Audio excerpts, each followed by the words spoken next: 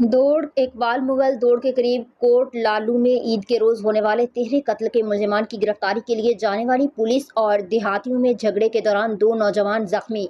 मुश्तइल वरसा का मेहरान हाईवे पर एहतजाजी धरना। ईद उल अजहा के रोज दौड़ के नवाही इलाके कोट लालू में होने वाले तिहरे कत्ल में नामजद मुलजिमान की गिरफ्तारी के लिए जब पुलिस ने फैजगंज के करीब गाँव में कार्रवाई की तो पुलिस पार्टी और देहातों के दरमियान झगड़ा हो गया, जिसके दौरान 2 नौजवान सुहेल चांग और नाजमुद्दीन जख्मी हो गए, जिन्हें फौरी तौर पर अस्पताल मुंतकिल किया गया, मगर सुहेल चांग की हालत तशवीशनाक होने के बायस उसे नवाबशाह अस्पताल मुंतकिल किया जा रहा है। नौजवानों के जख्मी होने पर देहाती मुश्तइल हो गए और पुलिस के खिलाफ शदीद नारेबाजी करते हुए मेहरान हाईवे पर एहतजाजी धरना दे दिया, जिसके बायस गाड़ियों की लंबी कतारें लग गई हैं। इस मौका पर वरसा ने पुलिस के खिलाफ नारेबाजी भी की।